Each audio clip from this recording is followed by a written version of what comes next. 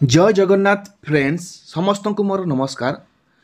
आजिर भिडियोटी समस्त आउटसोर्सिंग भाई और भौणी मान कम्प्लीटली शेष पर्यंत भिडियोटी को देखूँ। बहुत किसी भिडियो आम आलोचना करवा जो मैंने आउटसोर्सिंग जॉइन होती से भिडियोटी डेफिनेटली भिडियोटी आप हेल्पफुल हम बोली भावुची। तो केते दिन आपण माने एमिति चुप ही बसिबे, केते दिन पर्यंत आपण माने एमिति चुप ही बसिबे आउ केते दिन पर्यंत सरकार शोषण हो चलिए। दीर्घ 20 वर्ष धरी आमर ओडिशा रे आउटसोर्सिंग मानकु अनायत करिबा, तांको कथा को न सुनिबा एवं सरकार लेटर आसिला परे भी कर्मचारी मानकु ठीक समय टंका न मिलिबा एवं जहाँ भी तांकर वर्धित दरमा ता भी न मिलवा से प्रसंग नहीं मुझे भिडियोटी करी एवं केते दिन पर्यंत आपण माने एमिति चुप ही बसिबे या पई किछि कार्यकारी हो पार कि नहीं ताहा प्रश्न करी। तो जो भाई भौणी मैंने भिडियोटी को देखुंट बहु मात्रा जमी सेयार करूँ भिडियोटी को जहाँद्वारा कि यार प्रभाव समस्त पड़ो एवं या किसी ना कि कार्यकारी हो पार आगामी दिन मानक। तो डेफिनेटली भिडियोटी को आपण सपोर्ट दरकार। तो जिते भी आउटसोर्सिंग कर्मचारी अच्छा समस्ते आज आपण मानकर आम यदि कहवा जोटा कि नुआखाई गोटे दक्षिण आपण मानकर पश्चिम ओडिशा रे यदि कहवा सबुठारु बड़ पर्व, किंतु जो माने भी आउटसोर्सिंग कर्मचारी अच्छी से माने आज पर्यंत पूर्व मासर दरमा पाई पारि नाहंती। तो यही प्रश्न, तो जदि रेगुलर कर्मचारी माने तांकर दरमा से माने ठीक समय पाउचंती 31 तारिख 1 तारिख भीतर पाउचंती, ताहले कौन पाई आउटसोर्सिंग कर्मचारी 15 तारिख 20 तारिख पर्यंत पाई पारु नाहंती। जड़े जड़े कर्मचारी मध्य मास गोटे मास दरमा नेक्स्ट मास शेष को पाउचंती। तो ये कौन पाई होची, ये कौन अंतरपांतर आवश्यक रोची, कौन पाई हमको एमिति अनायत करा जाउची। तो यही संबंधी आम प्रश्न करूँ।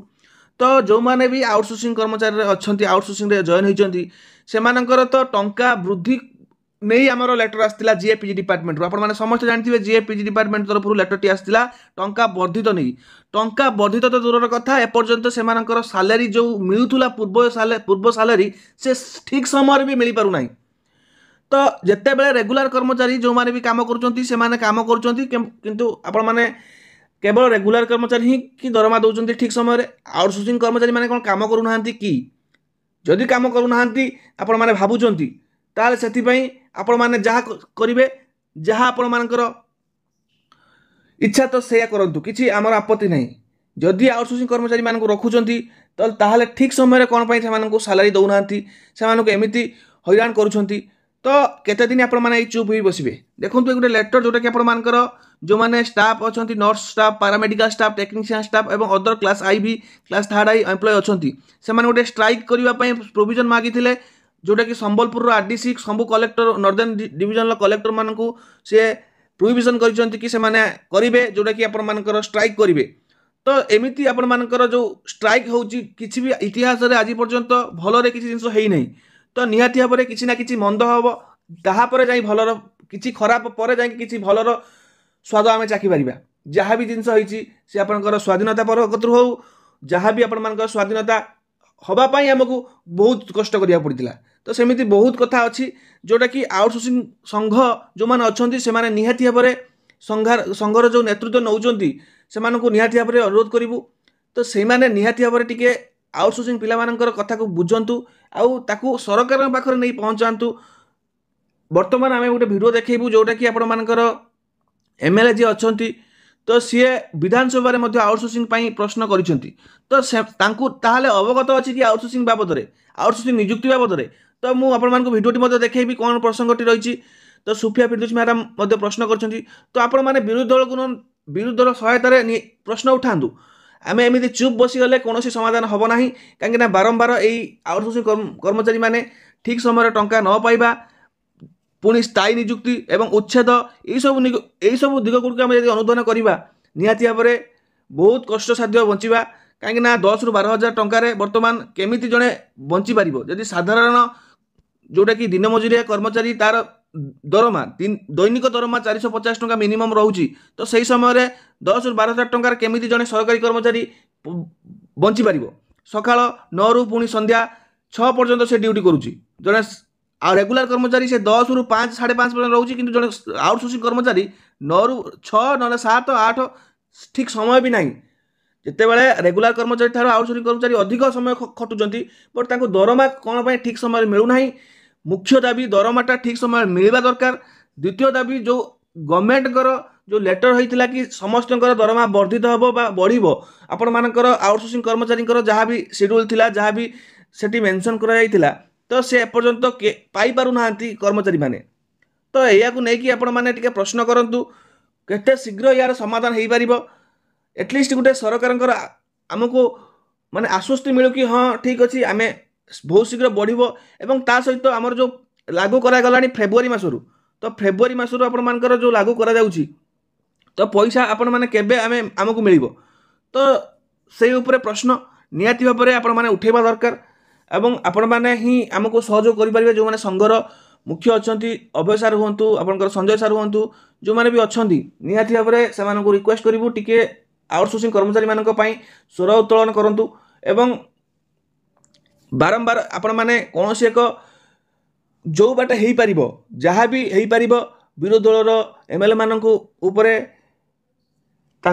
निहाती भाव में सहित जोगाजोग करी कौन माध्यम आउटसोर्सिंग पिला किसी कार्य करूँ जहाँद्वारा कि समस्ते उपकृत हो पारे और समस्ते गोटे आश्वस्ति पाइपर। तो चलतु से भिडियोटी आम देखा जोटा कि आपण मानकर रही विधानसभा कार्यर प्रश्न एवं कौन रही तार उत्तर से विषय में जाना तेणु भिडियोटी निहाती भाव में आपण उद्दिष्ट थिला तेणु भल लगी निहाती आपण मैंने शेयर करेंगे एवं बहु मात्रा टिके अन्य मान पाखे पहुँचेबा जहाँद्वारा कि यही जो न्यूज़ टी समस्त पाखे पहुँची पार। ठीक अच्छे तो चलतु से भिडियोटी देखा एवं जदि भिडियोटी भल लगी निहाती भाव में सपोर्ट करूँ अधिक अधिक इनफर्मेशन पाई तो निहाती भाव में रही। धन्यवाद। जय जगन्नाथ। आउटसोर्सिंग नहीं विधानसभा प्रश्नकाल उद्वेग विभिन्न एजेंसी आउटसोर्सिंग करुछन्ति स्थानीय लोकों नियुक्ति मिली नाही बोली गृह रे उद्वेग प्रकाश करिसेंति बारवाटी कटक विधायिका सोफिया फिरदौस। यार उत्तर रखी शिल्प मंत्री संपत स्वाई कहिसेंति जे नियुक्ति समस्या को दूर करने पे सरकार प्रयास जारी रखिसेंति समस्त सहयोग आवश्यकता रही सबु जिलार जिलापाल सहित आलोचना कर स्थानीय लोकों नियुक्ति मिलने चेष्टा करा दरकार जोठी असुविधा देखादेव सेठारे तांको सहित आलोचना कले शिल्प विभाग हस्तक्षेप कर नियुक्ति समस्यार समाधान करिबो बोली शिल्प मंत्री संपत स्वाई कहिसेंति।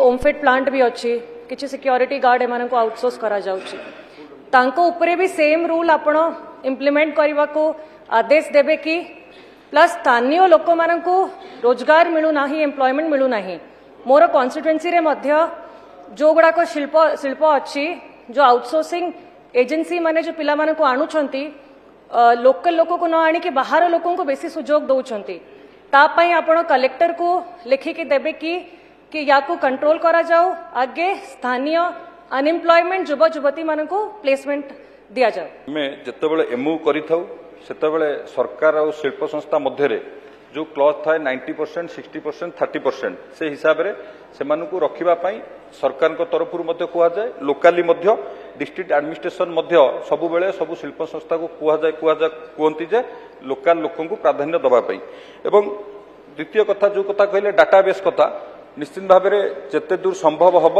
आम चेष्टा करूँ से डाटाबेस आनिकी माननीय विधायक को दवापाई प्राइवेट कंपनी रे या प्राइवेट कंपनी रे माननीय विधायक जो कथा कहले से उणाधिक जदि होउतिबो निश्चित भाव में आम जिला प्रशासन को आम आम विभाग तरफ निर्देश देबू आकु तदारख करने जदि ओजेस रे किछि एपट सेपट होउतिबो निश्चित भाव में जदि किए करूथिबो तांको ऊपर एक्शन नबा पई।